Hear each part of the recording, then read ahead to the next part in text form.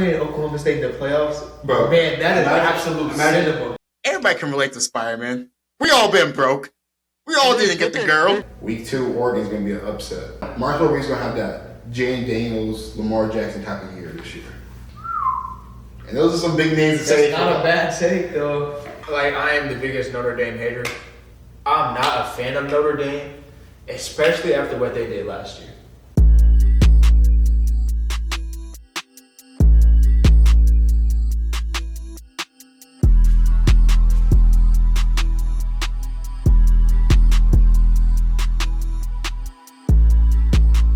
Welcome back to Me Person Podcast. It's your host, Immanuel K, Siafa. I'm here with your boy John, Jack, Johnny. Yes, sir. We back in here. Hey, new year, new intro. I know you guys saw the new intro. No, facts. It's good to be back. Great. Glad to be back. Great day to be back, man. Yeah, for the first episode for the year, I gotta be back in Oklahoma for Yeah, too. So let's just get right into it. So college football season's basically here. So we got to do this. Okay. Conference by conference, who's winning what. And listen, we ain't gonna be holding back. So if your team suck, we're gonna say it. Okay. Let's start this off with our favorite conference, the Big 12. Big 12. Biased or unbiased?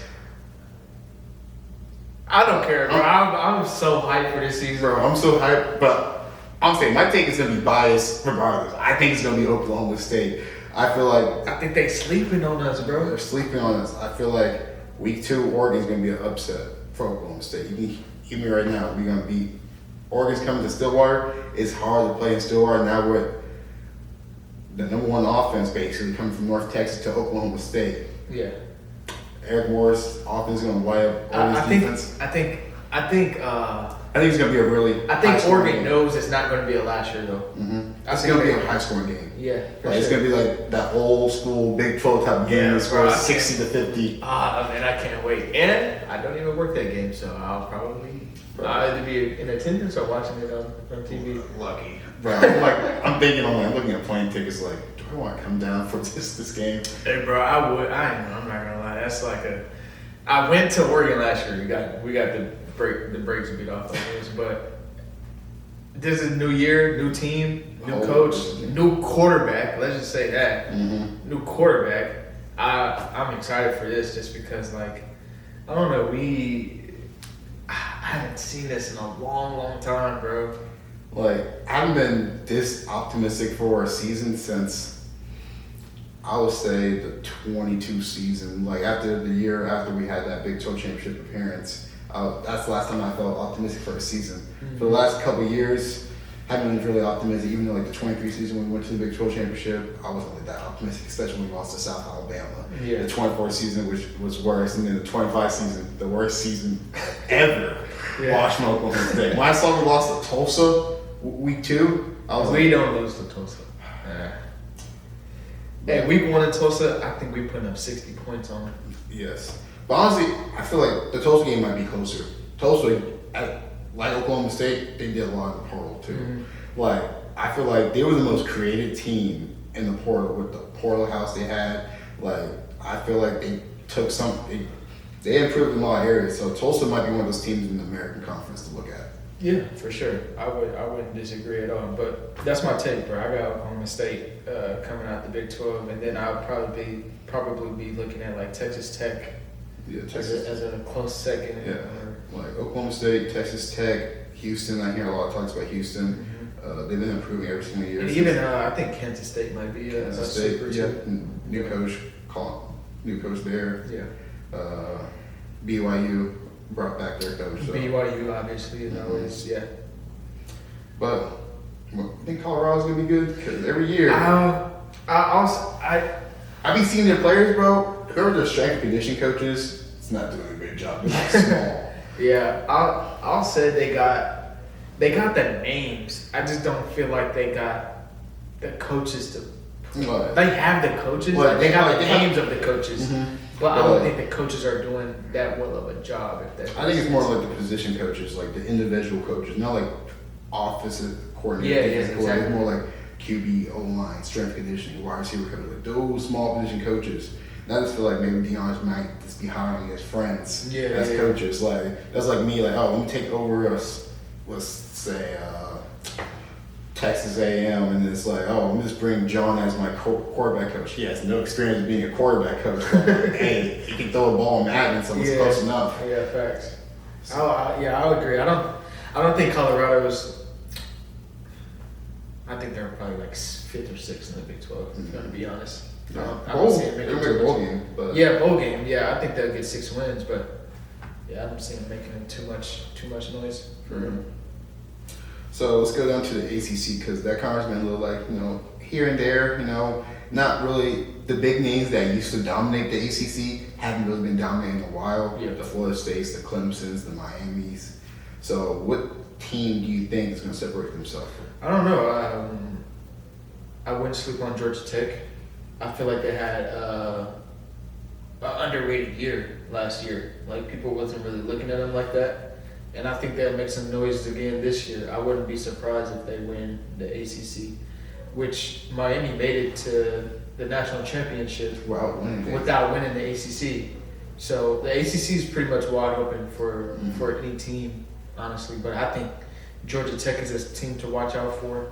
Yeah. And then obviously Miami is still Miami.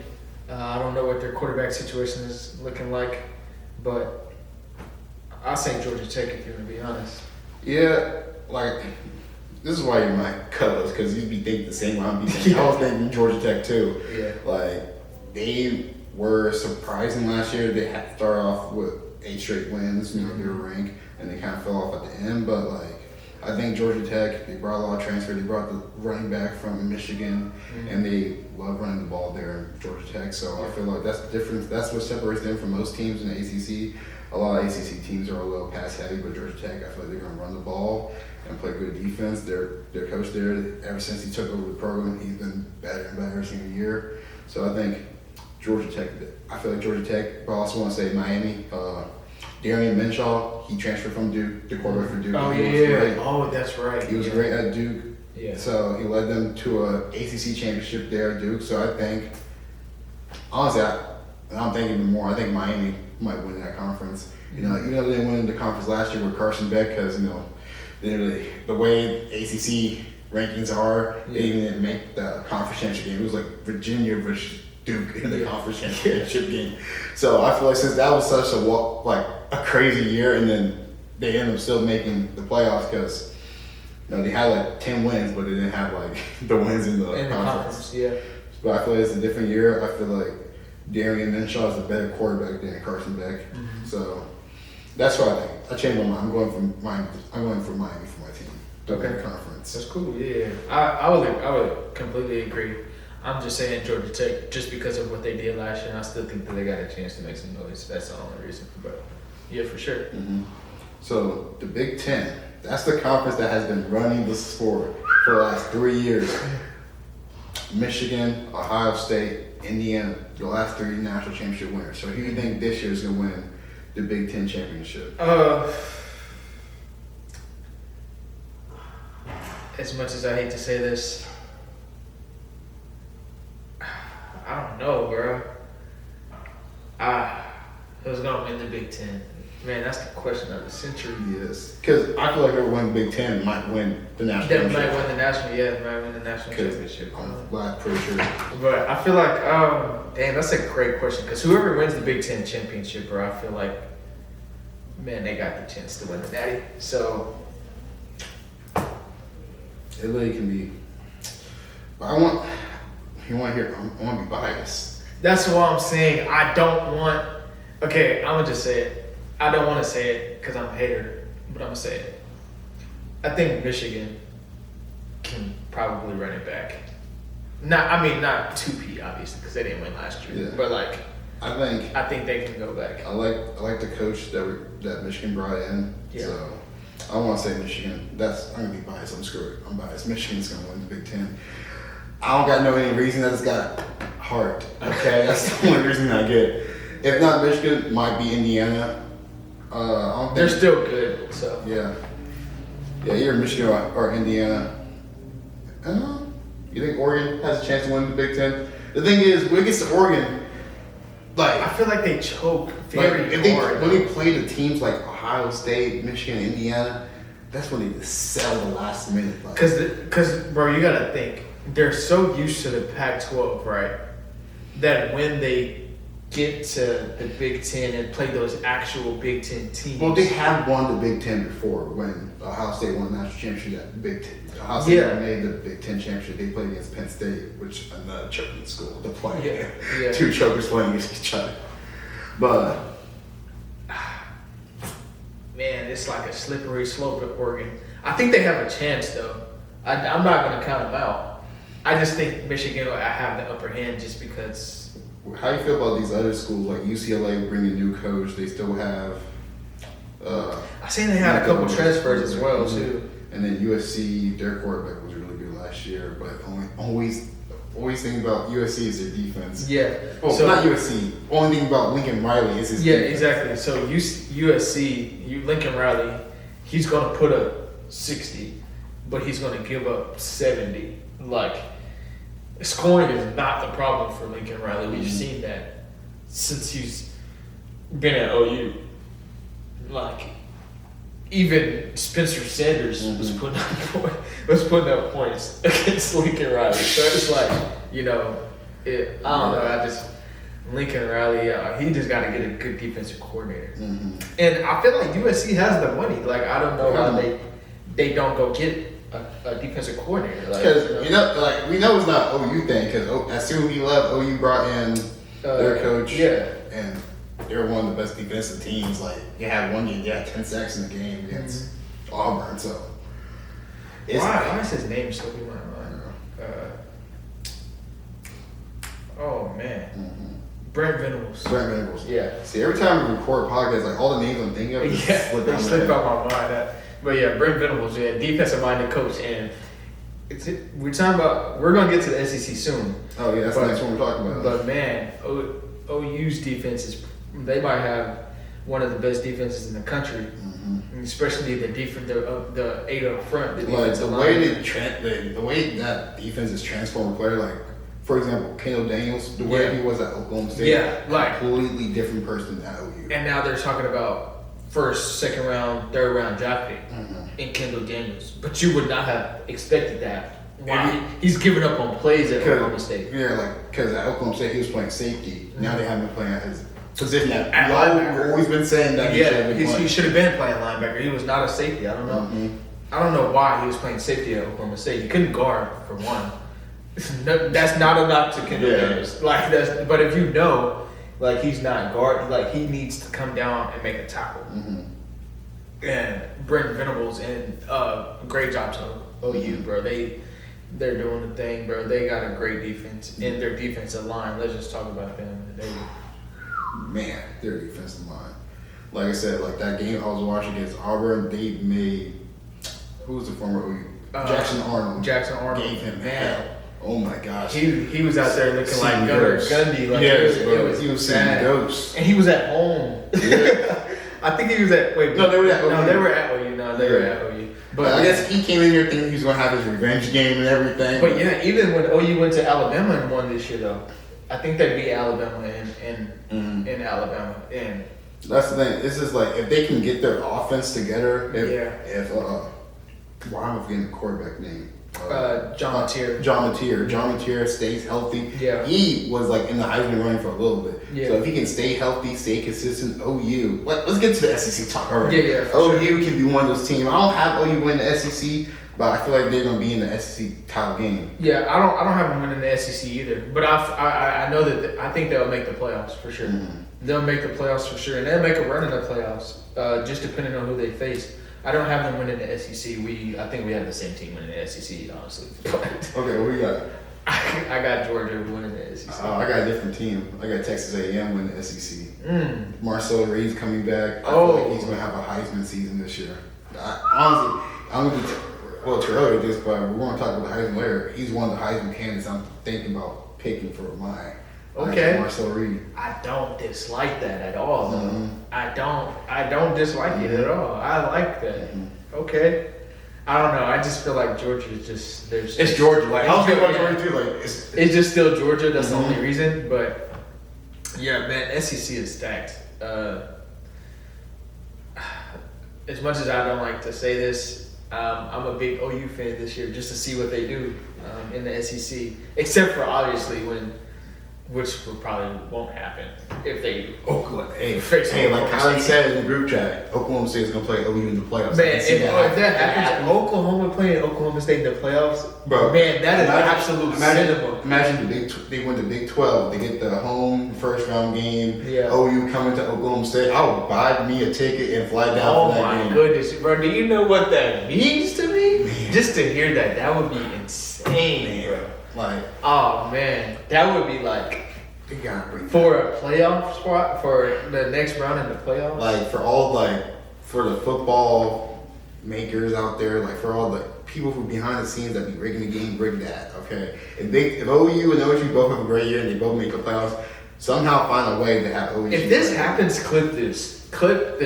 Somehow clip find this. a way. This OSU is gonna go viral. This is gonna go viral. Because these are like these teams, Oklahoma State and OU, two different philosophy. OU is more defensive heavy. OSU, there's going to be a lot of air raid. So I would love to see how that works against each other. Especially if it's either at OU or at OSU. If it's one of those games. Either way, it's going to be insane. Even at like, if it's one of those Cotton Bowl games. Even at Dallas. Like, man, I'm finding a way down there, bro. I'm not going to lie. That would be. That would be a birthday present to me because my birthday is around that time. Yeah. Bro, what? I would get that ticket for myself, bro. That would be insane. Man. So, real quick, group of 5 team that's going to surprise somebody. Who you got? 5 teams? That's going to surprise? No, group of 5. Like, teams in the MAC and the American, Pac-12. Oh. American Conference? Or like all of it. Yeah, no, but I'm just thinking. I'm trying to think. I'm gonna be biased. You know I'm biased. I'm going with Delaware. I think Delaware's gonna have a great Delaware? year. Yeah. University of Delaware. Go Blue. What's the conference though? That's their conference USA. USA. Okay. Hey. They might. Now I gotta tune into to Delaware. Yeah, we gotta. They pick up this. We gotta. Great defense. I forget how to pronounce his name, but they picked up this great guy from Penn State. Yeah, I can't put my name on it. A great last name. Great name. Like he's not like his older brother, but like he's good enough. He's good enough. Nah, yeah, I'm definitely gonna have to tune in. Well, also like Delaware's quarterback, he led the Conference USA in passing yards, and he brought him back. A lot of teams were trying to get him, but he brought him back. So I've been down there. They're doing something special down there. So that's why no bias. Okay. All the bias. I'm going with Delaware right That's there. cool. If I'm talking about American Conference, I'm going with Tulsa for the American. Yeah, that's what I was gonna say. I was gonna say Tulsa just because of what we just talked about. They got a really good transfer class. That's really the only team. North Texas. Everybody from North Texas went to Oklahoma State. So maybe Tulane, but Tulane coach left too. Yeah. Oh man, I'm trying to think. I'm trying to think. The Florida old coach went to one school. I forget what school was it. I think it was James Madison that he went to. Oh no, but I'm taking Tulsa though, and then I'm gonna rock with Delaware just cause why not? I still gotta get me a Delaware jersey. Yeah. You know? Hey, I'm sure you can find. I can find one from off your site. I know you got some type of site to get a jersey on. Yeah. But who you got for? Let's talk about Heisman. Who you think's gonna win the Heisman this year? Man, now that you said Marcel Reed, that was not even on my radar, but now it has to be. Man, it's a lot of Heisman. Yeah. Like I said, I think Marcel Reed, if he's healthy, stay consistent. Like he had some games last year, he was playing not good. Like game against Texas, he was not the best. Mm-hmm. But I feel like coming now, this is gonna be his second year starting. Last year was his first year starting for Texas A&M. So I think Marcel Reed is going. Man, who's a sleeper? Like Fernando Mendoza. Like nobody was expecting him to actually. I mean, they were expecting him to be good, but not to go undefeated, win Heisman and win the Natty. Like that was last time somebody did that was Joe Burrow, right? Mm-hmm. Like who's a sleeper like that to where like the Duke quarterback that you said transferred to Darian Mensah, he could be one. And I'm gonna just say Man, I'm gonna be biased again. I'm gonna say Drew Messemaker, bro. Yeah, just because I like the mechanics. Like he just has so much potential. He has so much hype, and I've seen it with my eyes, bro. I haven't been this excited in a long time. Like I said, so I feel like if we're talking about Drew Messemaker, we're also gonna talk about the bull from Shawnee, Oklahoma, Caleb Hawkins. Bro. Yeah, for sure. Like in an air raid offense, right? That's where the run game opened up. Because it was like when Chuba Hubbard was here. That's why Chuba was so good. Chuba was so good because like we're only good when team thinks we're an air raid offense. That's when our running game is good. Yeah. See how Ollie Gordon's first year started.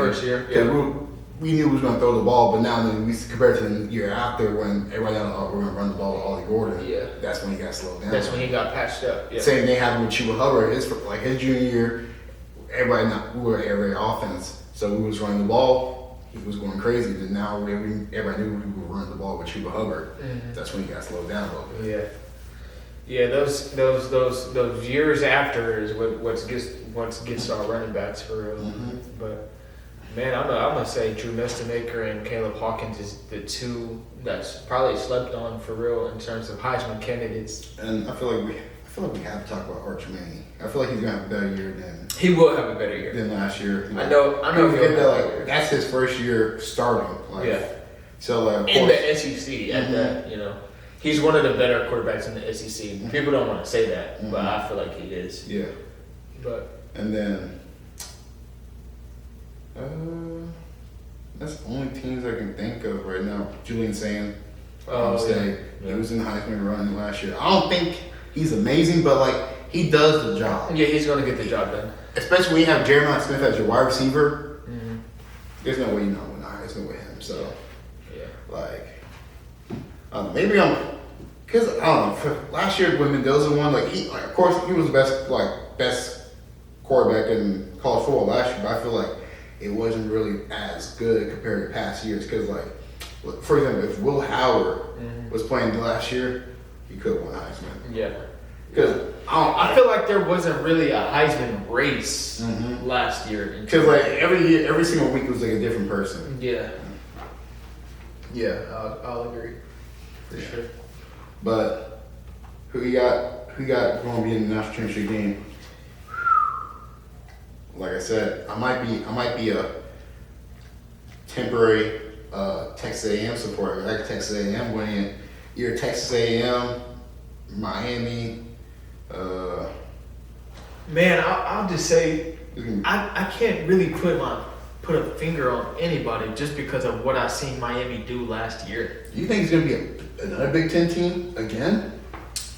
Because it's been like that for the last 3 years. I wouldn't be surprised. I would not be surprised at all if it was another Big Ten team, just because of. Man, I don't know. The whole thing. I want to cop out so bad. I want to cop out answer so bad.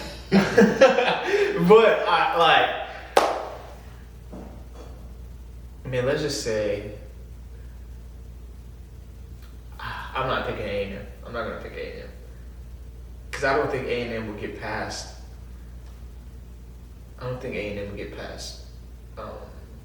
Do they play Tennessee this year?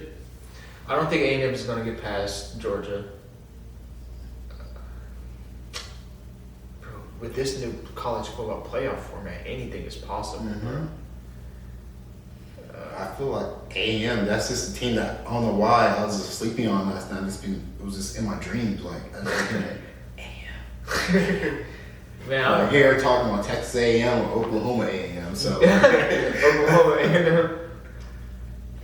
That might be my cop-out answer right there. Oklahoma A&M. Sure. Texas A&M, they play Missouri State, Arizona State, Kentucky, LSU, Arkansas, Missouri, the Citadel, Alabama, South Carolina, Tennessee, Oklahoma. See, their schedule gets those last 5 games, Alabama, South Carolina, Tennessee, Oklahoma, and Texas. If they make it through, if they win those at least three or five. We can say we can rock with A&M, but that last 5 is I feel like Marcel Reed's gonna have. Hear me right now. Marcel Reed's gonna have that Jay Daniels, Lamar Jackson type of year this year. Okay. And those are some big names to say. It's not a bad take though. I'm not gonna knock it, bro. I'm not gonna knock that take because I've seen what. Yeah, I can also see Miami coming back. I can see Heisman moments in those last 5 games, though. Just because all of those games are going to be close. Like Marshall Reed's going to win the Heisman based off his game against Texas. That's the game that he won the Heisman. Oh yeah, that rivalry. Mm-hmm. Yeah. Him and Archman both going to be competing for the Heisman that game. Mm-hmm. Now that's the game you ever has to sit down. Yeah, that's going to be a game. That's either going to be a CBS game. Yeah, SEC's not CBS no more. ABC 6. They already have it. ABC at 6:30. So there you know it's a primetime game. Oh yeah, primetime game. That's even better. That's even better. That's when he knows it's a big game. It's on a Friday. I think that's Black Friday. It's on Black Friday. 6:30 ABC. You got leftovers. Oh yeah, this is when you start preparing for those moments right here. Mm-hmm. This is when you start preparing for those. Yeah, that's gonna be crazy. Yeah. Yeah, I can see a Heisman moment right here. Mm-hmm. And that's gonna be crazy. But give me your sleeper team that no one's gonna be talking about that's gonna be relevant for December. A sleeper team that's gonna be relevant in December.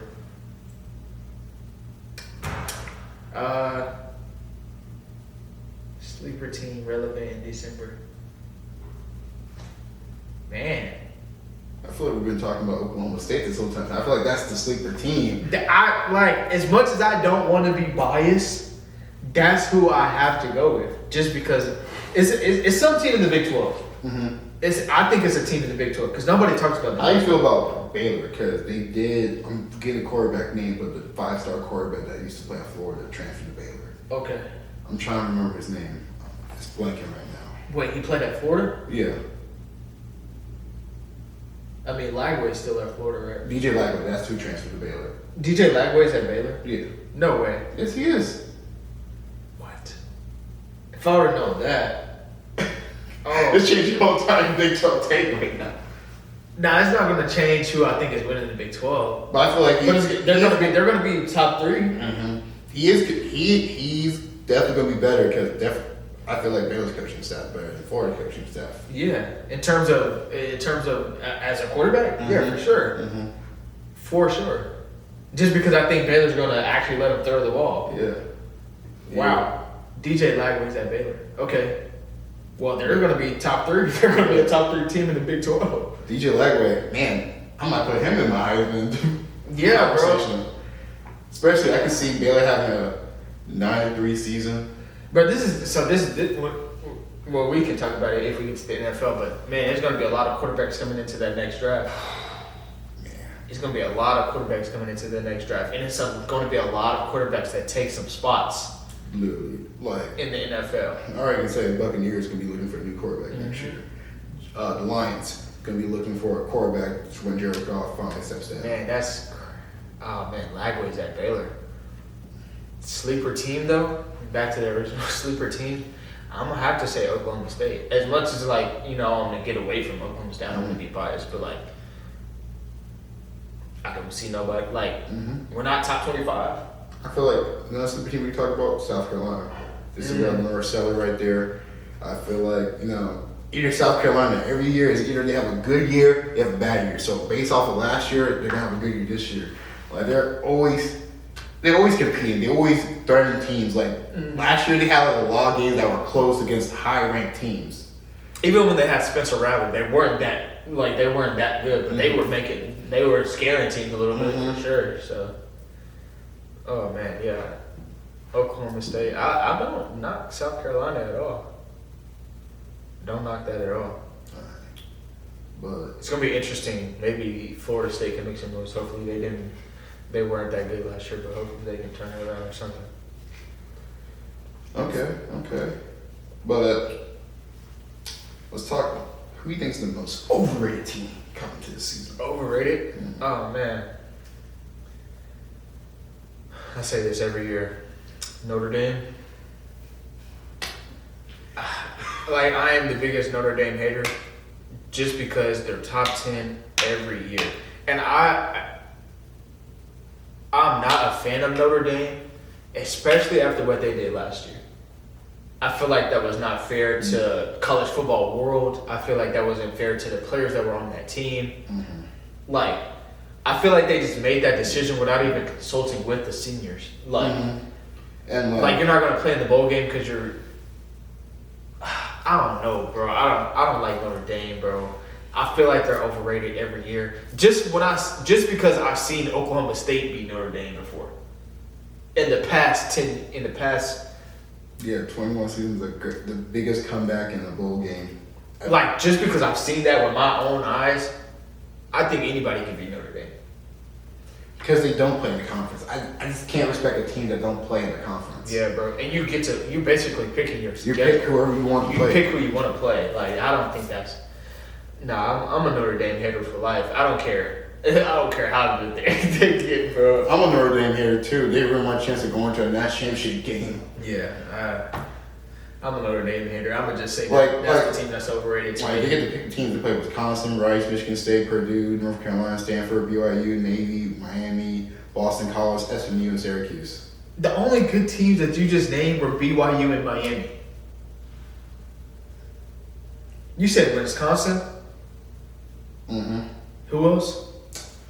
Rice, Michigan State, Purdue, North Carolina, Stanford, BYU, Navy, Miami, Boston College, SMU, and Syracuse. SMU had a good year a couple years ago. Stanford hasn't been good since Bryce Love, maybe. Who's SMU's quarterback this year? Different quarterback they had a couple years ago. You said Rice, bro. Rice? Oh my. What are we talking about, Notre Dame? Oh man, like that's exactly why I can't be a fan of them. Yeah. That's exactly why I can't be a fan of them. Because that's who you chose for your schedule. Like, you didn't want a challenge to prove why you should be in the college football playoffs. And but that majority of the teams they play are all in the ACC. Like, you might as well just join the ACC. That's who you guys play all the time. Michigan State. When's the last time Michigan State been good? Man, when LeBron was in Miami, probably. What? Miami, Ohio? Come on, bro. They only bro. Wait, I thought you were talking about actual Miami. No, they're playing Miami. University of Miami, not Miami. Oh, okay. I was going to say. Well, they play one ACC, two ACC, three ACC, four ACC, five ACC, six ACC. Why don't you just go to the ACC then? Yeah, they play six ACC teams. They play 1, 2, 3. We play 3 Big Ten teams. Syracuse, SMU. That's basic. What? 6 teams? They put 2 more teams. That's a conference schedule for the ACC. You might as well just join the ACC. Join the ACC. And they get exclusive rights too. Like, they get all the money. They don't when they win. No, they get the rights to. They play on NBC. NBC every NBC all game. Yeah, all game. So game. you get all the money from that. Like, not the conference. The school gets all the money for that. So if you get all these advantages, financial wise, why are we trying to change the rules? There's no problem with. So why are we trying to change the rules for them? Because they didn't get to make the playoffs because they had 2 losses and they didn't win a conference championship game. Most teams who had 2 losses and didn't make the conference championship game or didn't win it, they should have the advantage over a team that don't have a chance to play. And who did they lose to last year? They lost to Miami and Texas A&M. Good teams to lose to. Two teams that Texas A&M didn't make the playoffs, but good teams to lose to. That's what happens when you play a team. Yeah. That's what happens when you play a team. Like, playing teams like Wisconsin. No offense to Wisconsin, but Wisconsin had been good. Man. Bro, nobody watches Wisconsin football anymore. The last time we watched Wisconsin football was Melvin Gordon. I think last time Wisconsin was good when they played Penn State in the Big Ten championship game a couple years, 10 years ago. Rice. What state that's in? Texas. See, I don't know the state of what Rice is. It's in Texas, but the only reason I knew that is because I looked it up. No offense, but this schedule is weak. Yeah. Stanford, bro, all of your games are not against top 25 opponents. I don't see no top 25 opponent on this schedule. And if you are if they cry again about like football, college football playoffs, anything, bowl games, whatever, join a conference. Cope that way. The thing is, I'm pretty sure like football is like the only sport. I think football and basketball is like the only two sports where they're not in a conference. All the other sports they play in, they are in a conference. They're in the ACC or they're in the Big Ten. Just join a conference. Join a conference and cope that way, Notre Dame. Like, bro, we don't like. And they're ranked aren't they ranked 5 this year? Yep, they're always ranked. But they always lose 2 games. Like, remember 3 years ago when they lost to, not 2, it was 2 years ago, and they lost to Northern Illinois? Bro. Join a conference. Please, join a conference. But, Fox Sports dropped their top 10 college quarterbacks. Let's see if we got issue with it. Let me go off the rankings. So number 10, Sam Leavitt of LSU. He transferred from Arizona State. Number 9, Indiana's quarterback Josh Hoover. He transferred from TCU. Number 8, transferred from Duke to Miami, Darian Mensah. Number 7, returning quarterback Jaden Montvavia. I probably said that name wrong. Number 6, John Mater, returning quarterback. Number 5, CJ Carr, Notre Dame quarterback. Number 4, Trinidad Chambles, Ole Miss. Number 3, Julian Sane, Ohio State. Number 2, Arch Manning, Texas. And number 1, Dante Moore. Dante Moore is number 1? Mm-hmm. Fox Sports made those? Yep. Bro, they need to hire. Bro, ESPN and Fox Sports, they need to just hire, like, some people. Like, I just feel like that they just look at, oh, man. They look at college football ratings and like, oh, yeah, let's do this. I'm not mad at Trinidad Chambliss. He proved himself. Dante Moore, he proved himself with number 1. The issue I have is like they have a lot of quarterbacks who transfer from other schools, like who weren't really that successful. Like for example, Josh, what did TCU did last year? What did TCU did last year? And then Sam Leavitt, like he went 16-4 at Arizona State and they made college football playoffs 2 years ago. Only reason why they made a college football 2 years ago because they had what's his name? Scatterboo. I feel like Sam Leavitt's not as good as we think he is. But last year he was banged up, so that's why they weren't as successful. But like his only healthy year, he was carried by his great running back. Why did I think freaking Gary Nussmeier was still at LSU? I don't know why I thought that, but I don't know, man. I don't know. Let me look at this list. Fox Sports top 10 quarterbacks. And CJ Carr. I mean, I like Trinidad Chambliss. Like, I feel like Marcel Reed should be on that list.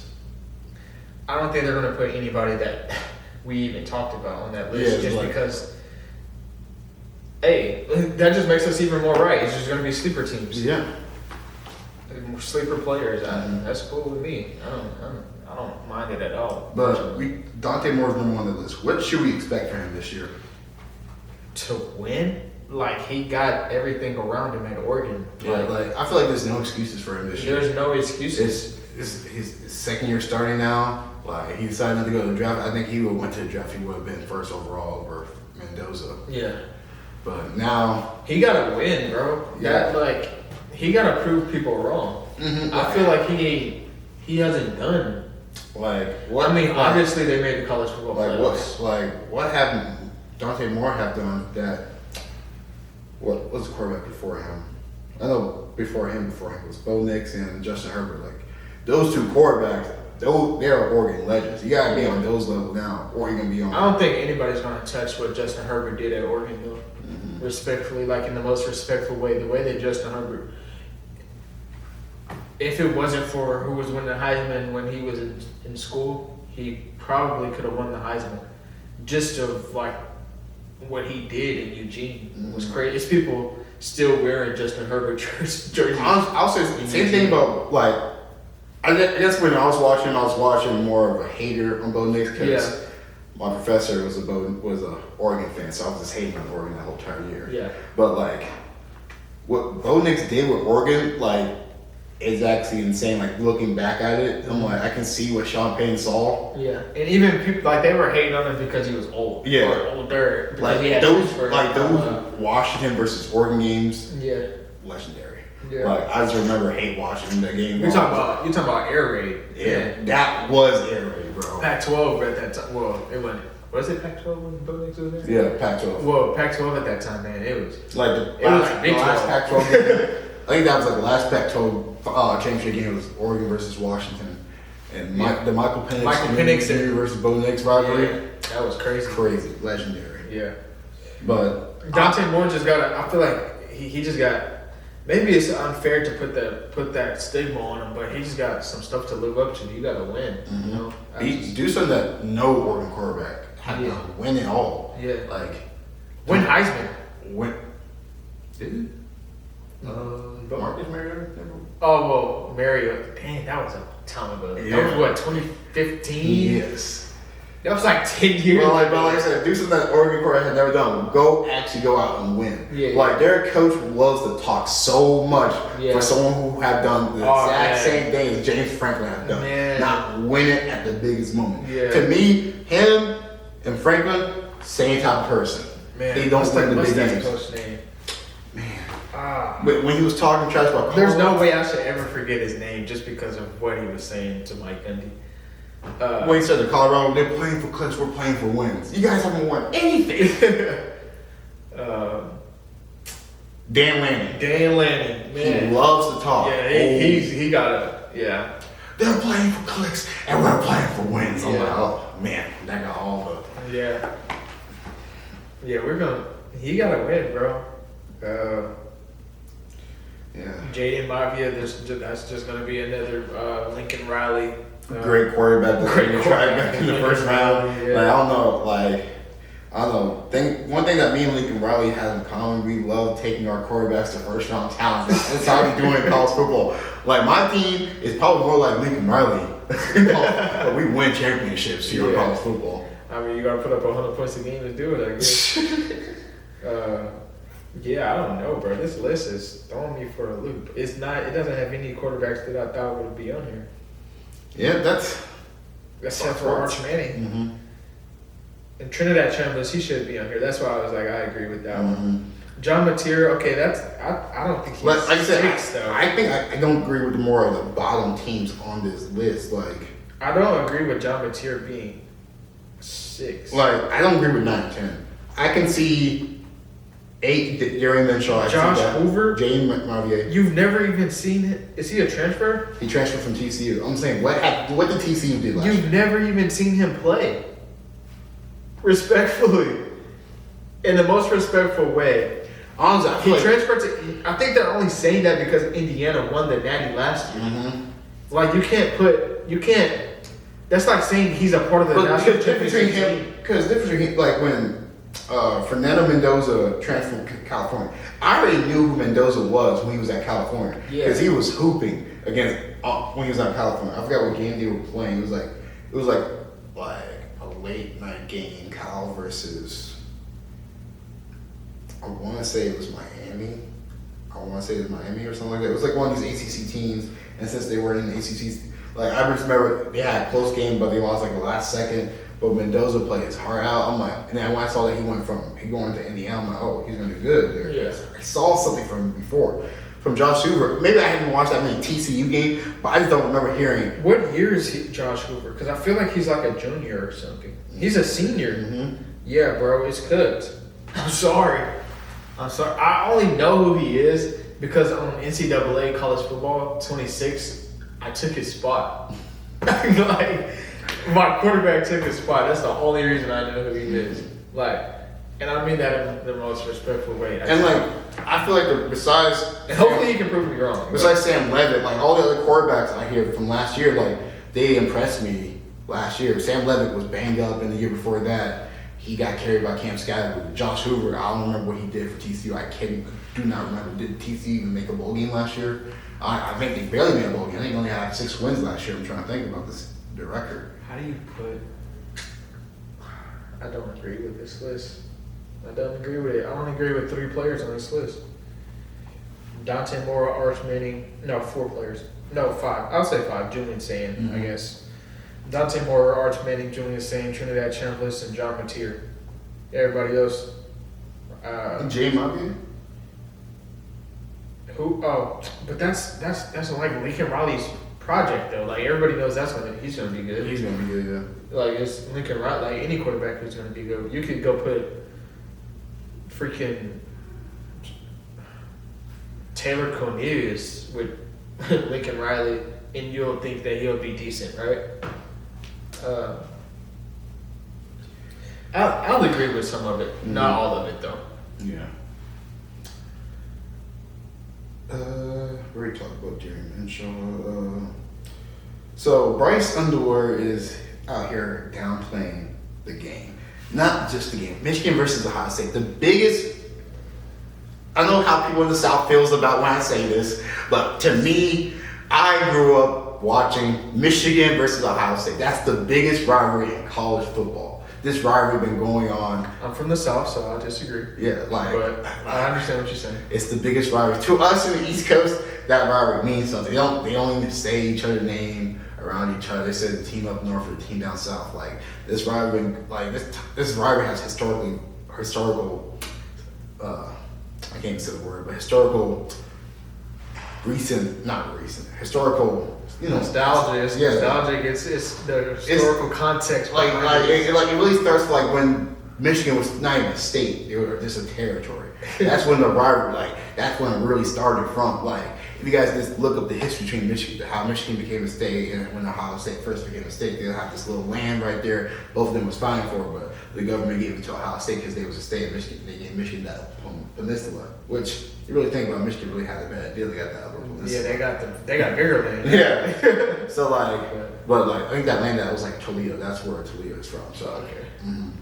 But downplaying the biggest rivalry, or someone say top 3 biggest rivalry, someone say top 5, but still one of the most marquee matches that we look for every year. Top 3. This rivalry is so big. Like when Ohio State won the national championship game, their only loss was to Michigan. That's how big that rivalry was.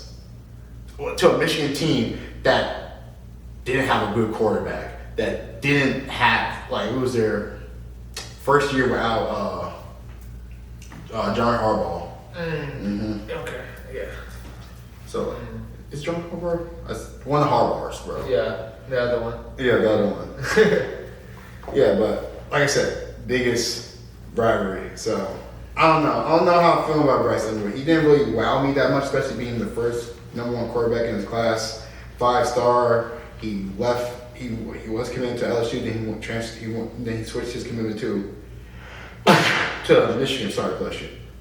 To Michigan for $10 million in NIL. So like I said, you are $1 million. It's probably not $10 million, but it's definitely in the million. But I'm exaggerating. 15 million, 10 million, 5 million. Yeah, million to me. Okay, so you're going over to Michigan. You're $1 million quarterback. Yeah. That's what they were calling him last year. He's $1 million quarterback, and he just didn't look great to me. Maybe because last year, the coaching staff, wasn't great. We got a new coaching staff now, so let's see if he's really worth that money.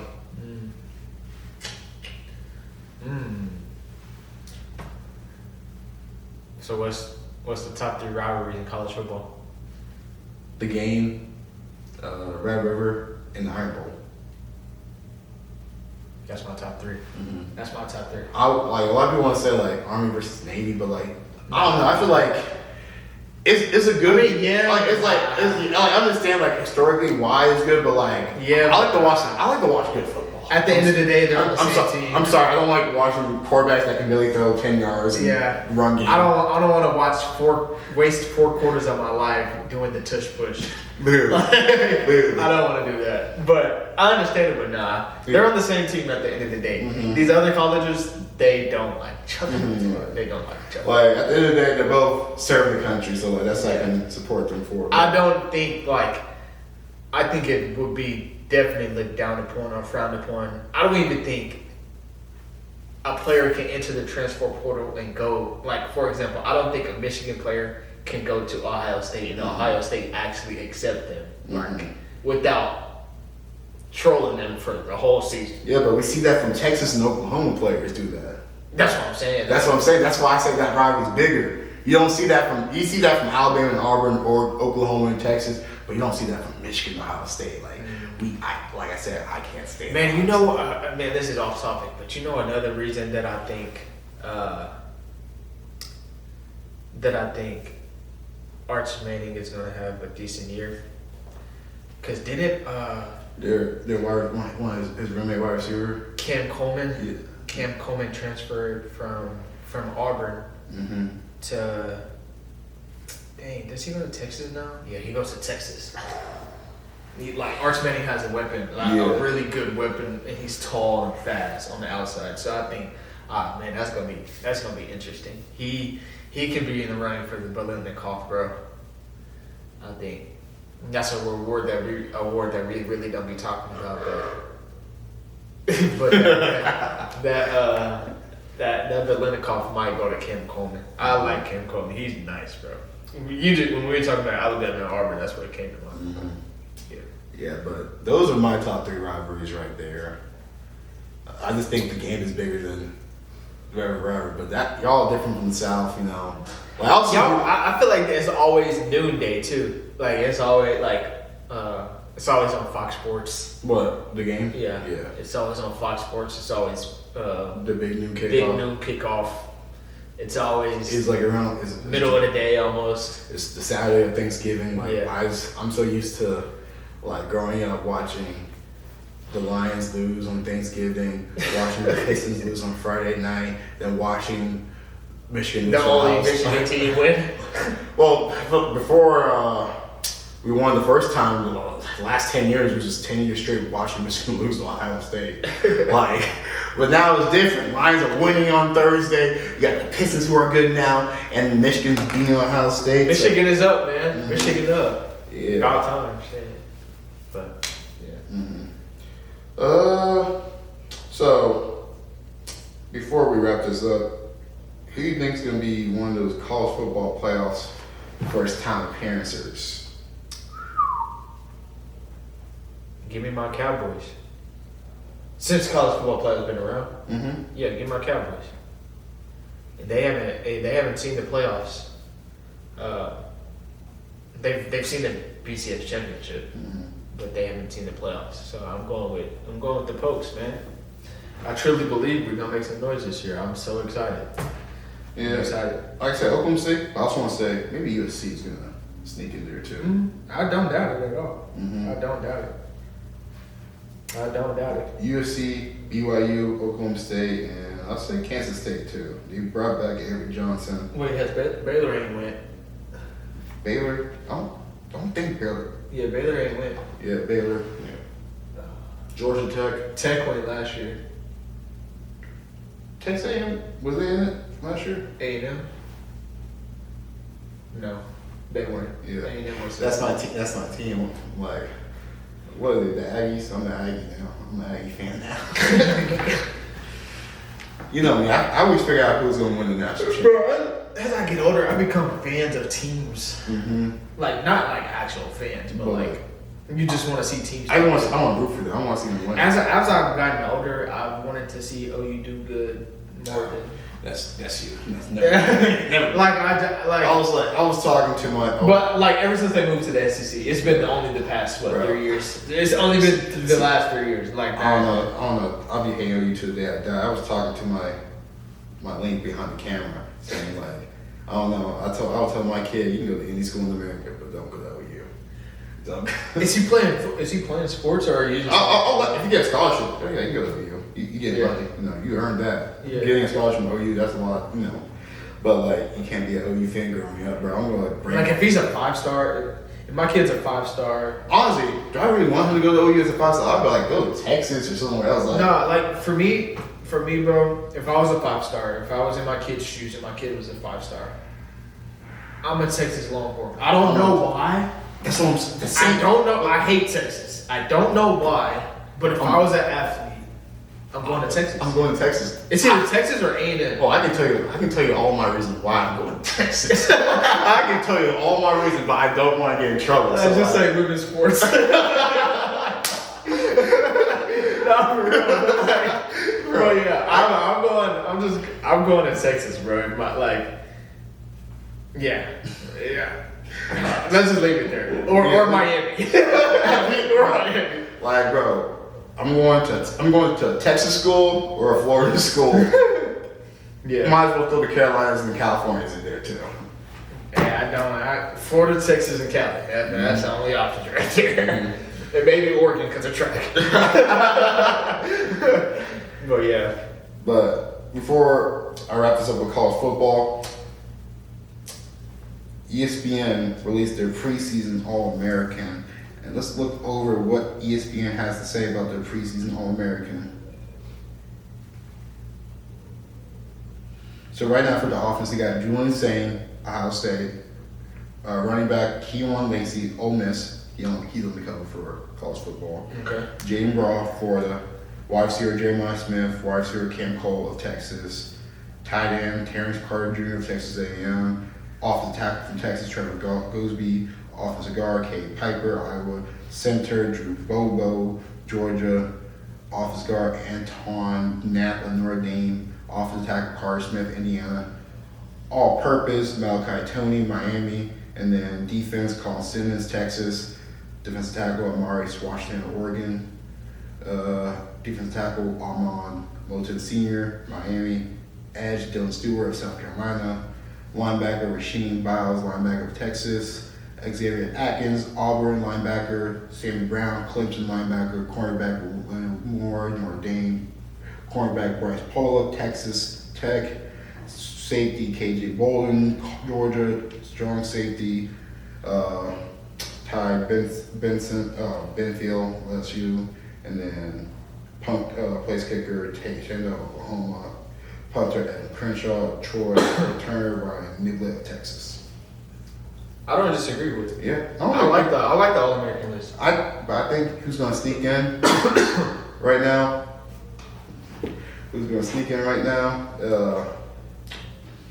I feel like the running back might get switched up. I feel like Quinshon Lane is still gonna be there, but Caleb Hawkins, bro. I feel like he's the Derek Walker award winner. Yeah, yeah. I like the list though. I can't knock it at all. I liked Terrence Carter from A&M as tight end. I like Cam Coleman, receiver. We talked about Cam Coleman. I liked Colin Simmons from Texas on the defensive side. He went to Duncanville.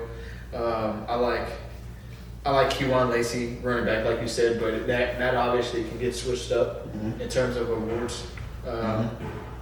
I like the list, honestly. This is better than the Fox Sports list. Yeah, it's better than the Fox Sports list. I'll agree.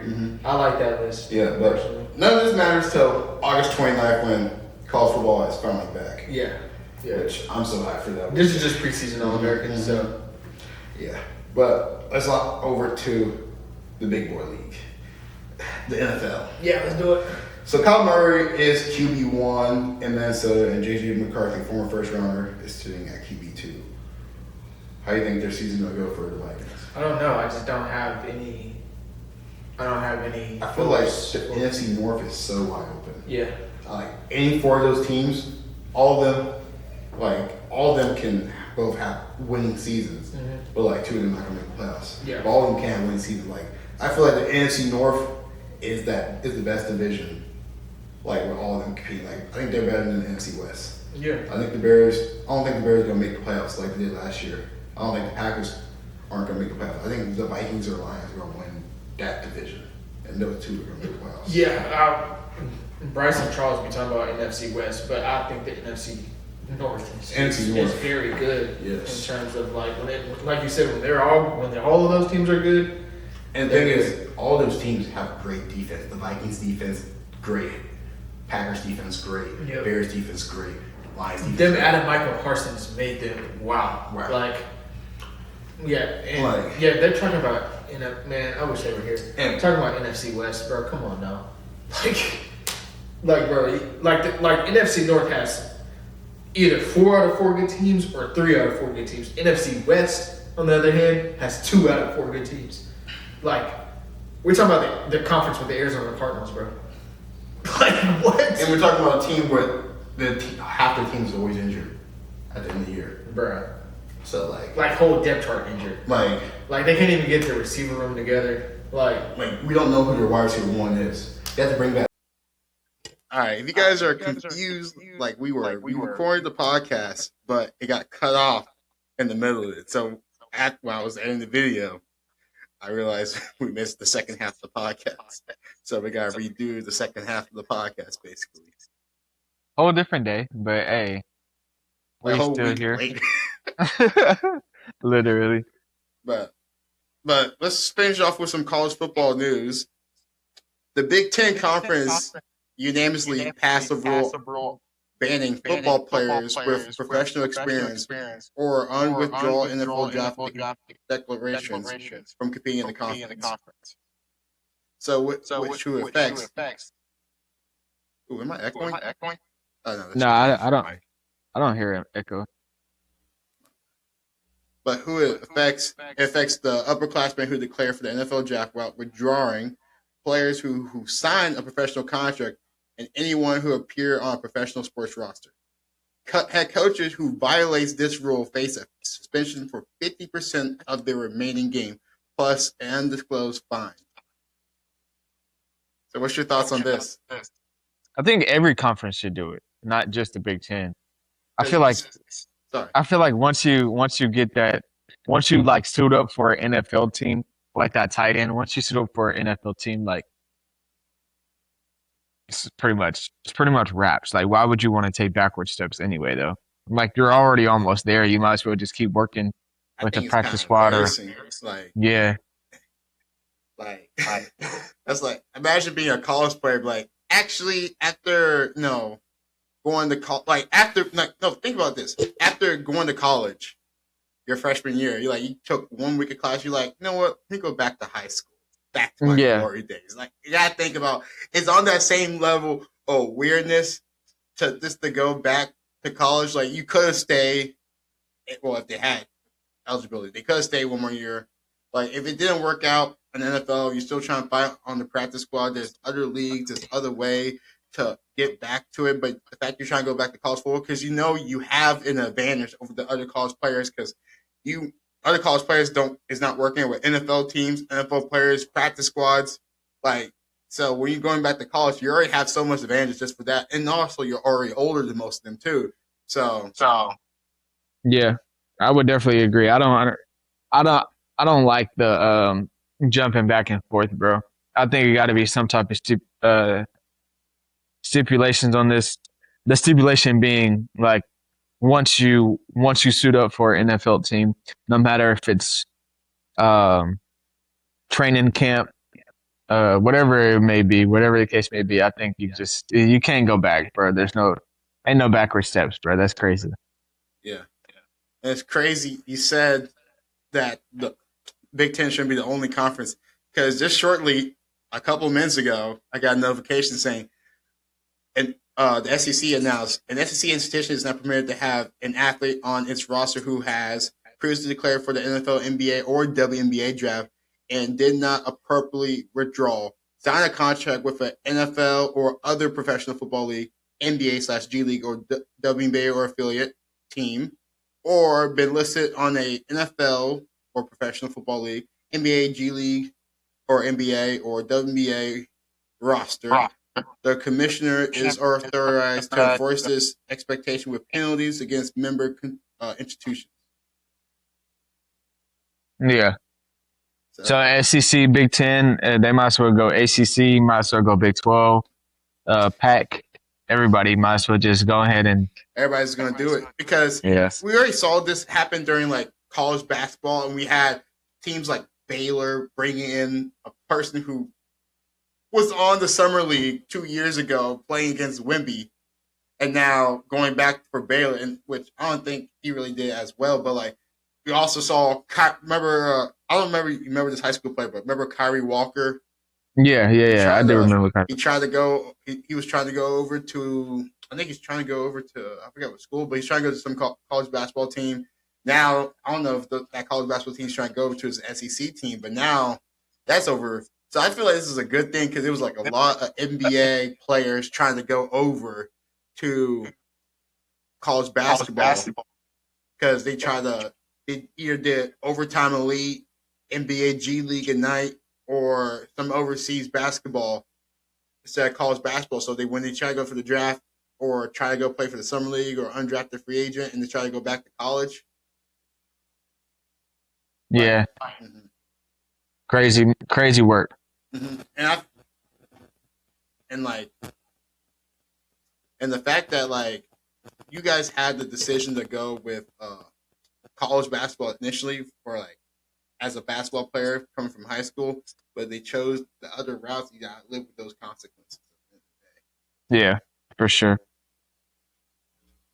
But this is a good thing, honestly. I can't really complain about it because I think it's kind of like unfair for like all the players who's trying to get on the roster, especially like the youngsters. It's already unfair for freshmen coming on the campus because teams are already recruiting players from the transfer portal, the roster spots that you could have, but now they're trying to add NFL players, grown elite men on the team. Yeah, I feel like that's just unfair. It doesn't make no sense. Like you're taking away from what everybody else can possibly do for a college team. Like once you leave, bro, there should be no coming back. Unfortunately, like I don't agree with that at all. So, yeah. But week 0 is this Saturday. It is this Saturday. I'm excited. I'm excited for college football. So you ready to bring back college football predictions? I think I'm bringing home the dub this year. Personally, I think I'm bringing it home. Yeah, we didn't really kept track last year, but the year before, I gotta get my revenge. Yeah, I have to get my revenge now. Hey, I'm like one. I guess since we didn't, I guess we can't. We're not gonna count last year, but technically, I'm 1-0 in terms of predictions. So predictions, okay. So let's start off. North Carolina versus TCU. Wow, 2 trash teams in week 0. I knew you were going to say that. And TCU doesn't even have their quarterback because he transferred. So I don't know. Where are they playing at? I think that's the game in Ireland. Actually, Ireland. Oh yeah, they are overseas. I'm gonna still go TCU. I don't know why, but I'm gonna just say TCU. North Carolina because like I said, I don't know who the quarterback for TCU is because he left for the transfer portal. But I know North Carolina, they got Bill Belichick. You know, this is the second year as the college coach, so maybe we'll go better as compared to last year. But I expect improvement from this North Carolina team. They might be a solid 6 to 8 win team. So I think I trust Bill Belichick and I trust who's the coach for TCU. Is it Sonny Dykes still? Let me look.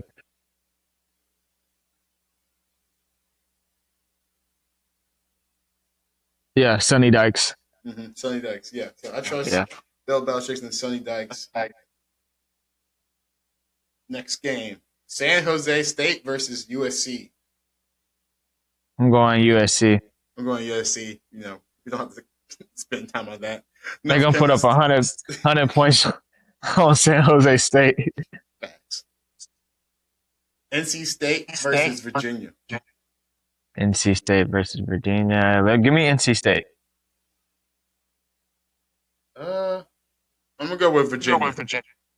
Like the quarterback that came from Missouri, who previously played for Penn State before that. I feel like he's a sleeper quarterback this year. They're talking about all these big quarterback names, but Bo Petrola, one of those underrated quarterbacks.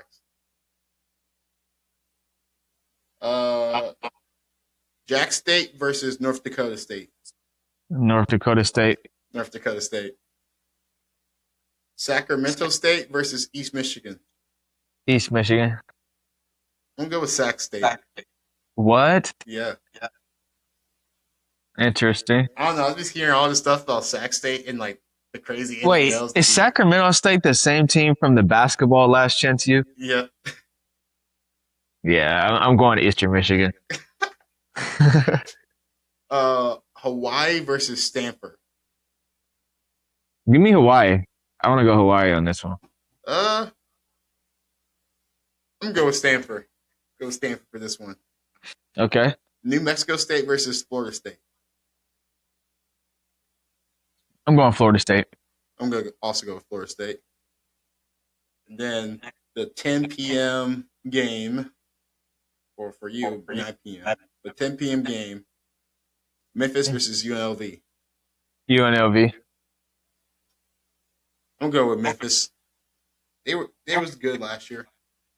I feel like UNLV is going to be better this year, though. That's true.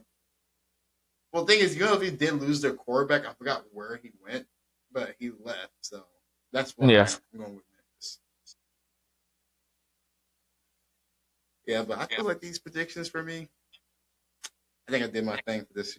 I think this is the year. I might not get one wrong, though. I don't feel like I got one wrong. Like, I'm going TCU. I'm going USC, obviously. USC is ranked 14. Oh, my goodness. What are we doing in college football?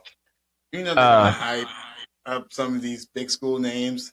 Yeah. Because, like, USC has not yet made a college football college football playoff. Yeah. And college football playoff's been going on since 2014. But, I mean, when you have, like, Lincoln Riley, and then you have USC is, like, number 3 in sports championships for a college in all the nation, I think. So, all right. So let's talk about. Let's go over to the NBA before we wrap this all off. Let's talk about the Cleveland Cavaliers, because the Cleveland Cavaliers made a couple moves that I think they actually pushed into more of a contender level going into this season. The first move was the Peyton Watson trade, which, thanks to Sam Presti, basically forced the Nuggets to trade away Peyton Watson instead of trying to figure out, like, a much, like, if they were going to trade for him, they could have got better trade, but, like, since they was over the cap in the second April, they were kind of forced to get what they can get. Mm-hmm. So Sam Presti drafted Peyton Watson and then got him traded twice. I forgot he did draft Peyton Watson. That's insane. If I can find the trade, oh my gosh. So Cavaliers got Peyton Watson, a 2027 second round pick that's going to the Clippers, and then Cam Whitmore. Mm-hmm. And I also think the Nuggets got a 2031 first round pick from the Cavs, a 2032 second round pick, and Julian Reese. And then the Clippers got Max Strus. The Wizards got Trey Mann, who the Cavs signed a couple days ago, and a second round pick.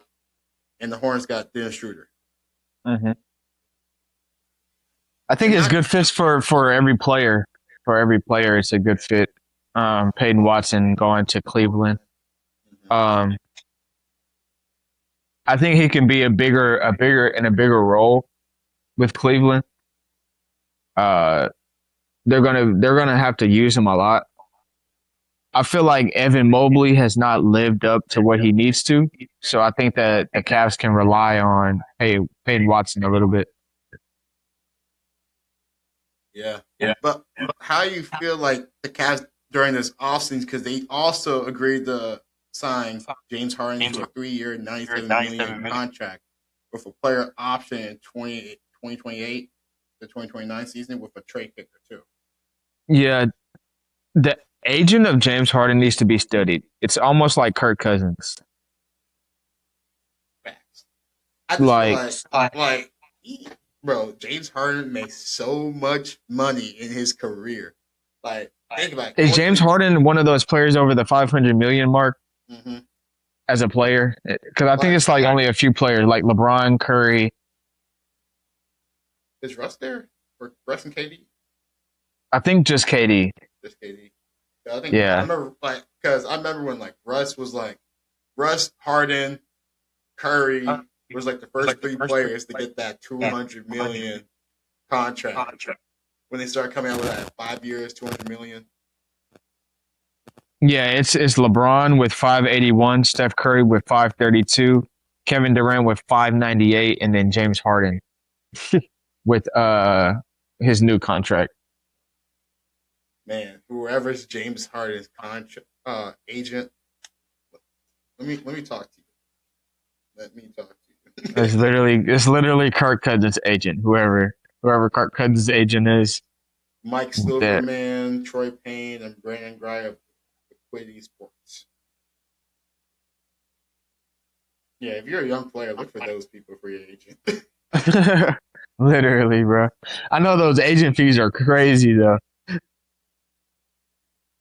Yeah, but before we wrap up, I feel like we talked about this when we was back in Stillwater, but it got cut off. But we got to talk about one of the greatest players who ever touched the court. My opinion, one of the greatest player, but I'm biased. Yeah. But Russell Westbrook retired after his 18-season career. What's your thoughts about Johnny? Man, like what we were talking about before we got cut off. Man, he's one of the greatest players to ever play the game. One of the greatest point guards ever. I feel like he's top 3 point guards. I'm putting him above Isaiah Thomas. I'm not putting him over Curry. I'm not. I would even put him over. No, I wouldn't put him over Magic Johnson. I wouldn't do that. But like he's top 3. I'm putting him over a lot of guards simply because of what he has done for the game, how he plays the game. He's just an all-around great player, all-around great man. And like you can't deny numbers, bro. You can say what you want about how he shoots, stat padding or whatever, but it takes a lot of energy to stat pad. So, yeah, Russell Westbrook is one of the greatest players to ever play the game. He averaged 20 points a game, 27,000 total points, 10,000 total assists, 9,000 rebounds. This is from a guard, by the way. He leads NBA history in rebounds as a guard. So I feel like that itself should establish him as a Hall of Famer and as a top 3 point guard to ever touch a ball. It goes Magic, Steph, and then Russ, in my opinion. So, yeah. Like I have him in my top 5 point guards of all time: Magic, Steph, Isaiah Thomas, Russ at 4, Toxic Robinson at 5. I feel like eventually we're going to see another Thunder up there in that top 3, probably number 1. 2 MVPs, a championship. If he gets another MVP, we're going to have that conversation about Shai Gilgeous-Alexander. But back to Russ, I have 5 Russell Westbrook jerseys in my house. When I met Russ was my favorite player of all time. I used to get in fights back in high school over this man, Russell Westbrook. It's just the way he carried himself on the court and off the court. That I don't give up mentality. Honestly, I feel like I probably sometimes, when I was younger, I try to model my personality as Russell Westbrook. When I play basketball, I'm out here running for rebounds, because I can't shoot for it on basketball. But I'm running for rebounds. I'm hustling, He's just the ultimate teammate. Every single person who talked about Russell Westbrook said that he was a great teammate. He was an amazing teammate. There's stats saying when Russ was teammates with this person, they had their best scoring season. Bradley Beal, Kevin Durant won MVP. Paul George, 3rd place for MVP. LeBron James had a top 3 scoring season that he ever had with Russ. So there's stats proving that Russell Westbrook was great for his teammates. The media was trying to say he was a locker room cancer, but the players would say he was not a locker room cancer. So Patrick Beverley said on the podcast, said that he blames the media ruining Russ's career. Also blamed Patrick Beverley for ruining Russ's knees too, but different conversation.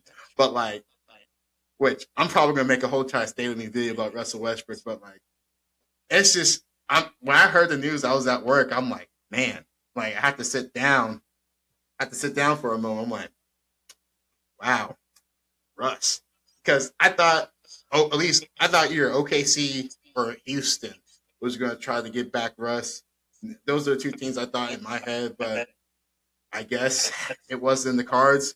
And it's better to retire when on your terms than when you're basically forced to retire like Chris Paul.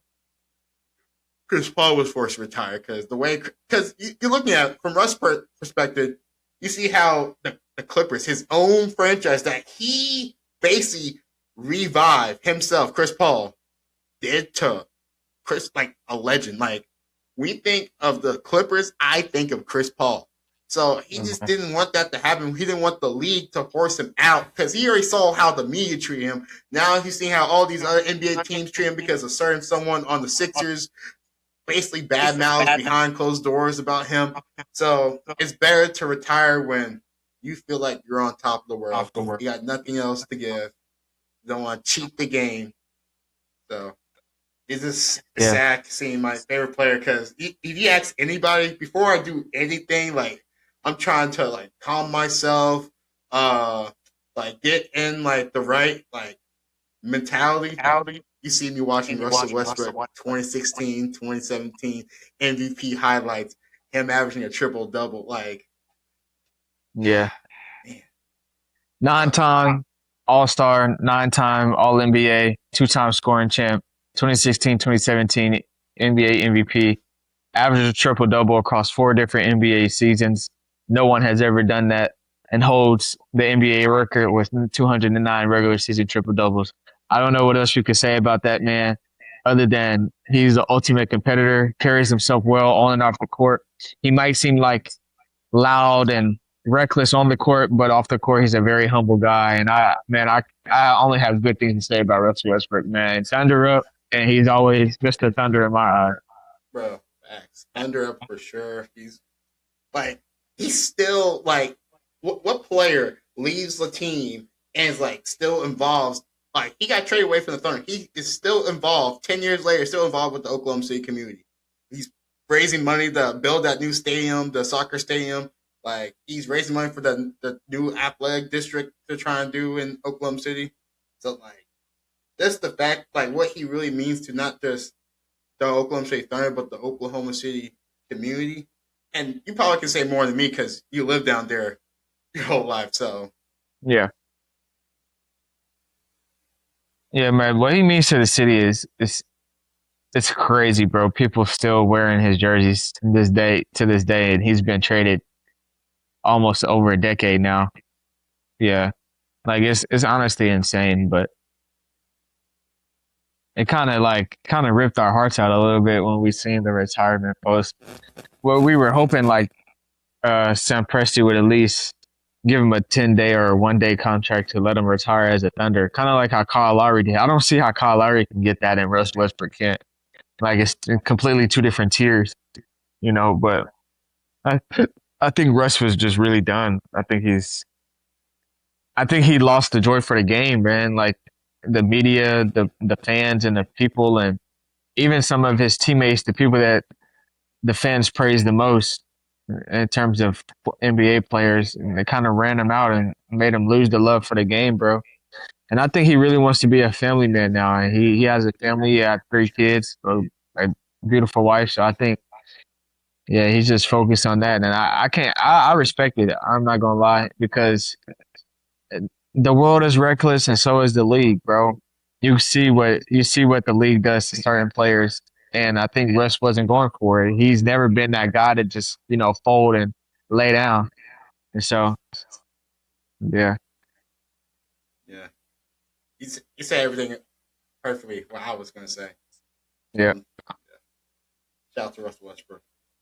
But, all right, so as we are finishing up the podcast, I forgot to do this last time, but you mentioned me doing this, so we're going to do it. 7-game series. You ready? Yeah. Superman movies or Spider-Man movies? You know I'm going to go Spider-Man, bro. Bro, I was having this argument. I forgot who, but, like, I felt like Spider-Man is bigger than Superman, in my opinion. Like, I feel like he's always been, though.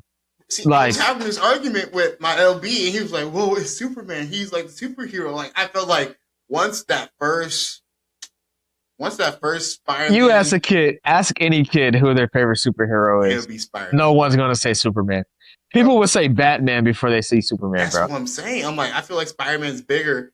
He's on the same level as Batman, but like I feel like because everybody can, if you either read the comics, watch the TV shows, or watch the movies, everybody can relate to Spider-Man. We all been broke.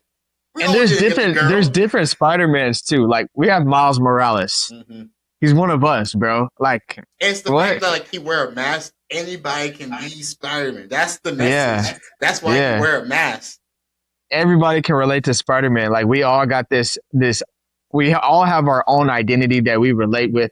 To where like we only know what we go through as men. Like that's what Spider-Man is. Like on a deeper level. Like I don't even know how to explain it. We love who we love. We have our best friend, our closest homie. We have our grandparents that we love, or our aunts and uncles that we love. And then we also have the woman of our dreams and the lady that we love. And we will do anything to save them. So it's like, we are Spider-Man, bro. Like, I can't explain it any way other than that. You said it perfectly right there. Because, bro, watching Spider-Man Brand New Day, like, I'm like, did someone make a movie about me? A 23-year-old, broke, no job, no girl, all by himself. Like, just imagine if the person that you love the most forgot who you were, bro. Like, but you're still doing anything. You're still doing anything for that person. That's what Spider-Man is all about, I think. It's that watching the Instagram story. Bro, when I saw Spider-Man brought up Little Caesars, I'm like, oh yeah, he understands. Yeah, for sure. All right, Wingstop Ranch versus McDonald's Sprite / Powerade. And me personally, I'm a huge Powerade guy. But I'm going to go Wingstop Ranch right here. I know a lot of people won't be Ranch people, but Wingstop Ranch is definitely winning the 7-game series against McDonald's Powerade. But I don't drink Sprite either, so it could go either way. Like if you drink Sprite, a lot of people love McDonald's Sprite, so I can understand that too. But I'm gonna just go Wingstop Ranch just because I don't drink the Sprite, and sometimes I'm not in the mood for Powerade. I'm gonna be honest with you. I like Sprite, Powerade, one of my favorite drinks. But like, I feel like it's over. I feel like McDonald's Sprite and Powerade, it just sounds overhyped. It's just the same thing you can get at any other store. Like when you go to the dollar store, I have Sprite there. I don't see the difference. But Wingstop. Hold on. You think McDonald's Sprite and like store Sprite is the same? I know it's not the same, but like, because there's a difference. Bro, on a late night as a college student, low key, you gotta like put yourself back in them college shoes, bro. I'm trying to, but like I just remember when I get Wingstop, I'll be saving that ranch. The little that's why I said I'm going with the ranch. I'm going with the ranch. I'm not disagreeing with you, but that Sprite do be hitting though. Like I feel like it's just more valuable to me to have the ranch in my fridge compared to having Sprite from McDonald's in my fridge. Yeah, Wingstop Ranch do bust. That ranch is crazy, bro. Bro, it's kind of crazy. I remember like watching a video because the reason why like the McDonald's drinks be tasting different than other fountain places because most fountain places like they have like the bags of like the soda in there. They have it in bags. McDonald's will have like in like metal containers. So it can. I don't know what does it to the taste, but apparently it does something different to the taste. I saw it. Got you. So yeah. I'm not 100% sure about that, but Wingstop Ranch for sure. Call of Duty BO2, Black Ops 2 for OG Fortnite. I forgot I even said these takes. I don't know. Black Ops 2 was that game though. Like with the OG maps in Black Ops 2. Was that the one with zombies too? Yes, with zombies in Nuketown. Ooh, but OG Fortnite was that in 2020?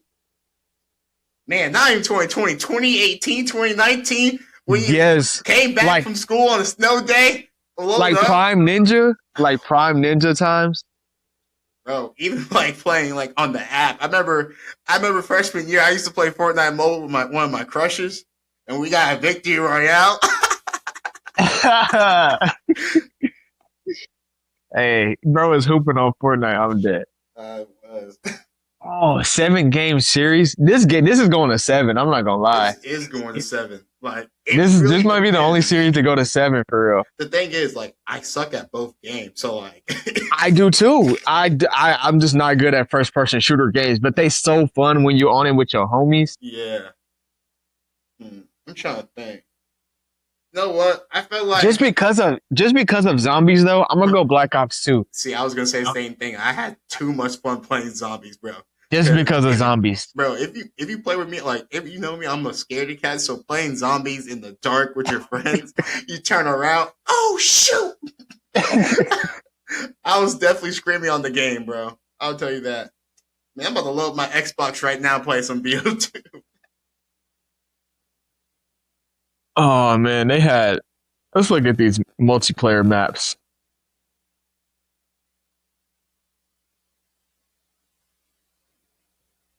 They had raid. They had the hijack. Oh, the hijack was crazy. The standoff. Nuketown. Oh my goodness. Yeah, I'm going Black Ops 2, bro. I'm going Black Ops 2. Yeah, I'm going Black Ops 2. That was crazy. That was a crazy time. And bro, like the fact, like I don't know, Fortnite. It goes to game set. A lot of people gonna be mad, but like BO2 just had that zombie mode. Bro, you gotta ask them like somebody. They gotta drop. You gotta when this drops on a reel. Yeah, the comments they gotta say something. I want to see what people say. I wonder if they're gonna say Black Ops 2 or if they're gonna say OG Fortnite. I feel like if there's a lot of kids on here, they're gonna say OG Fortnite. But I feel like the people who are like the young ones that was like playing Fortnite at like age of 7. Of course they're gonna say Fortnite. But like if you were old enough to play Black Ops 2, bro, man, that was peak gaming right there. No cap. All right, next one. Prime GTA 5 or 2K16? Oh, that's even. Oh. I'm just gonna go. This is going to 6, and I'm gonna give it to I'm gonna give it to GTA 5. Not because it's the longevity of the game. Because no, it like 2K16. We're all just living in the nostalgia, but I can still hop on GTA 5 and like play like I did back in the day. And it's the fact that you can't really do that for 2K16. So that's why I'm gonna give it to Prime GTA 5 because there's been several 2K16. Like 2K17 basically copied over from 2K16. And 2K15 is just like a slightly downgraded version of 2K16. So like there've been several 2Ks or imitations of 2K, but until GTA 6 comes out, there's been GTA 5 for the last 13 years. Yeah, I don't disagree though. I think it's going to 7 though. I'm gonna give it to GTA 5 and 7. Just because of this is why. Like you said, longevity, right? But there's different primes of GTA. Prime story mode, it's like LeBron James. Look at it as like GTA 5 as like LeBron James. Longevity, and then different primes. You have story mode, then you have online. And then within that online and within those story modes, you have different characters and different things that you can do within those game modes. So like online, you can go the heist. You can have like the different side missions that get you quick bucks. And then you have also like the races with the cars and stuff. And then in the story mode, you have Franklin, you have Michael, and you have Lester. Like, I just feel like I'm giving it to GTA 5 and 7. But 2K16 is very close just because of my park. Sunset Beach, Rivet City, and Old Town. That do something to me, bro. I'm not gonna lie. Bro, like, that was when my crew was good. Like, it gave you a story. Yeah. The story mode on that was good too. Shout freak. when his homie died, I was like, no way they killed someone in the game. Bro, they killed your closest homie in 2K? Like, what in the world? That was crazy. Bro, another podcast. We gotta talk about like what was like the best My Career storyline. Because like I feel like 2K16. But I remember like what was it? It was like either 19 or 20 when they had you going to the G League and overseas. That was low-key tough too. Bro, 2K10 they had you going to the G League too though. Mm-hmm. Like a lot of people don't remember 2K10 when Kobe was on the cover. Mm-hmm. That was a great My Career storyline. Like you start out, I think it was like on like. No, that might have been 2K15 where you had like 2 10-day contracts or something like that. When you got undrafted. Yeah. 2K15. But 2K... I'll tell you this right now. 2K18 had the worst My Career story. What kind of DJ becomes an NBA player just from a basketball tournament? I don't know if you played 2K18, but like, man, I remember when I opened that game up compared to 2K17, which I played, and then 2K18, going from 2K16, 17 to 2K18, bro, night and day. Yeah. I was playing NBA Live 18 instead. No, for real. NBA Live was looking lit though, because it was so easy to get a better overall. Mm-hmm. And like, it was like almost like playing NBA Street. Like if you had like a slasher, he was dunking everything. Oh, yeah. Like it was so unreal. And I kind of also liked the commentators on NBA Live and like the scoreboard. They had ESPN. ESPN commentators. Yeah, that's why I like NBA Live. It just felt more like realistic in terms of like watching the game. But the graphics were horrible. That was the only thing. Yeah. But 2K10, you go from a 40 overall to a 99 overall. It was basically like you kind of have to work your way up. That was probably like the best My Career story, just because of like what you had to do to become the best player in the league, I guess. Man, I'm trying to think. And that was before VC too. So yeah, because I remember that 2K19 was like the one with, I think LeBron was on the cover and he was in the mic. He was in like the My Career storyline. That's when he first went over to the Lakers. So like they couldn't get like his actual jersey on. I think that's the one like when your teammate got hurt in college and you tried to be an activist and try to fight for him, and then you sat out, and then that kind of ruined your stock, but like not really. You still get drafted. And like 2K20 is the one where you go undrafted. You have to go over to China. You go from China to the G League. You meet a girl who's a reporter for the G League team area, and then you and your teammate get kicked off the team. And you gotta fight your way back. But hey, I had too much time in 2020 and 2019. I was playing every Minecraft. I used to make YouTube videos. But I did too. I hope nobody finds that YouTube channel, because the videos are still up. Freshman year, I put them all in private.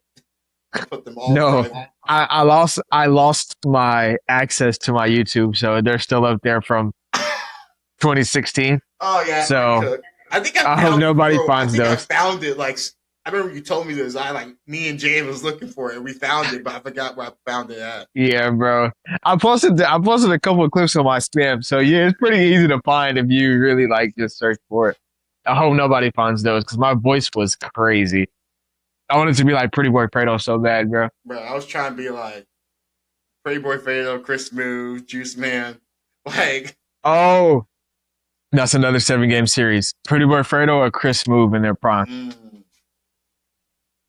Gaming wise, not gaming wise. Oh, yeah.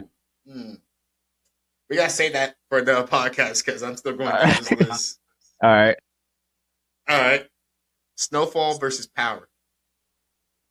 Snowfall in 5. Snowfall in 5. Hot fries or hot puffs? Hot fries or hot puffs? Give me hot fries. I'm gonna go with hot fries too.